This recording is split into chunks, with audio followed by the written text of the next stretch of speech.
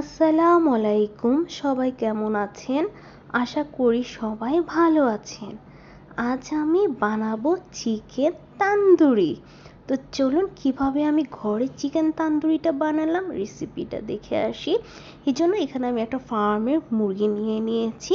আর মুরগিটা যেহেতু বেশ বড় ছিল, তাই আমি মুরগিটা কিন্তু ঠিক এইভাবে 8 টুকরো করে কেটে নিয়েছি। মুরগির গাটা একটু কাঁচা কাঁচা করে কেটে নিতে হবে।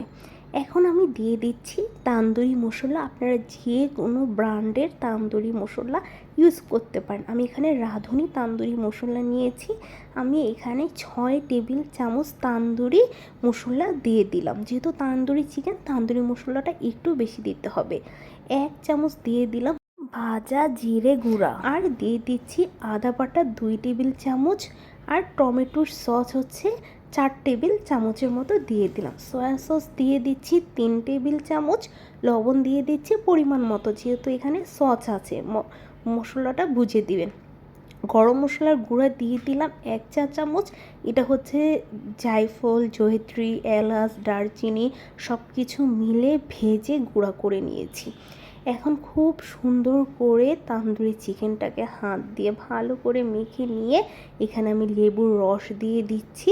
লেবুর রস একটা মুরগির জন্য, একটা ছোট সাইজের লেবু হলে আপনারা একটা আলাম লেবুই রস দিয়ে দিবেন। আর বড় সাইজের যদি লেবু হয়ে থাকে, আপনাদের 4 চামচের 5 টেবিল চামচ লেবুর রস দিয়ে নেবেন। আর সবার লাস্টে আমি দিয়ে দিচ্ছি 1 টেবিল চামচ ঘি। ঘিটা দিলে চিকেনটা খুবই সফট হবে আর ফ্লেভারটাও খুব সুন্দর আসবে। ঘি দিয়ে এখন খুব ভালো করে তান্দুরি চিকেনটাকে মাখিয়ে ফ্রিজে রেখে দেব কমপক্ষে 1 ঘন্টা। আর আপনাদের হাতে যদি বেশি সময় থাকে তাহলে 2-3 ঘন্টার মতো রেখে দিবেন। পারলে আগের দিন রাতে মেখে রেখে দিবেন, তাহলে আরও বেশি ভালোভাবে ম্যারিনেট হবে।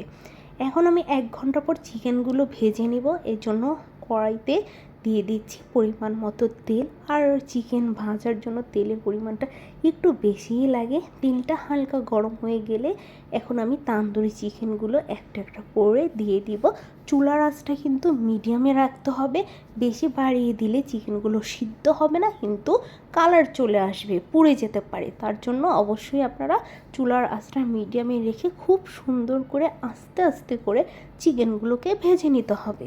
এক পাশ খুব সুন্দর করে ভাজা হয়ে গেলে তারপর অপর সাইডটাও উল্টিয়ে দিবেন। এইভাবে এপাশ ওপাশ উল্টিয়ে পাল্টে খুব সুন্দর করে চিকেনগুলো ভেজে নিতে হবে, যেন চিকেনগুলো পুড়া না লাগে। আর খুব সুন্দর কিন্তু চিকেনগুলো যাতে সিদ্ধ হয়। হালকা একটু গাটা পুড়া পুড়া হলেও সমস্যা নেই। এই তান্দুরি চিকেনটা দেখতে কিন্তু ঠিক একটু এরকমই হয়। তো খুব সুন্দর করে আপনারা আপনাদের পছন্দর মতো কালার করে এভাবে ভেজে নেবেন। সবগুলো আমার চিকেন ভাজা হয়ে গেছে। এখন আমি চিকেনগুলোকে তেল ঝরিয়ে কিচেন টিস্যুর উপরে তুলে নিব। কেমন লাগলো বলুন তো চুলাতে চিকেন তান্দুরির রেসিপিটা? এটা কিন্তু আপনারা রুটি, পরোটা, নান, রুটি সব কিছুর সাথে সন্ধ্যা বিকেলে নাস্তা হিসেবে কিন্তু খেতে পারবেন। বানিয়ে ট্রাই করবেন। আল্লাহ হাফিজ।